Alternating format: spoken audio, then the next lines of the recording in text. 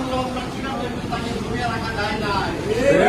তেমনই করে তিনি ঘোষণা দিয়েছিল আমার জীবনের বিনিময়েও যদি এই হাসিনা সরকারকে পতন করতে হয় তাহলে কিন্তু সেটা আমরা করবো। সেটা কিন্তু 2024 সালের ইতিহাসের মাধ্যমে কিন্তু আমরা দেখেছি। অনেকেই বলে থাকে হাসিনাকে মা ডেকে তোমরা মা ডেকে তারপর তোমরা হাসিনার বিরুদ্ধে আন্দোলন করেছ। আমি একটা ভাষায় এখানে বলতে চাই, পৃথিবীর ইতিহাসে একমাত্র সেই সন্তান যে তার মাকে পতন ঘটিয়েছে এরকম সন্তান যদি বাংলাদেশে পৃথিবীতে থাকে তাহলে কি এরকম পারবে না।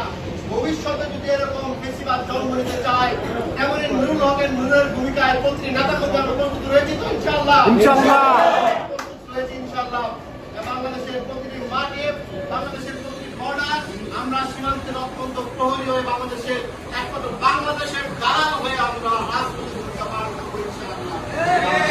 আপনাদেরকে বলতে চাই 90 জুলাই বিপ্লব 90 জুলাই যেটা যারা হয়েছে তারা গুরুকে নিয়ে প্রবলেম হয়েছে তাদেরকে বলতে চাই তোমাদের জন্ম কত সালে আর নূরের জন্ম রাজনৈতিক জন্ম কত সালে তাদেরকে কষ্ট রাখতে চায়।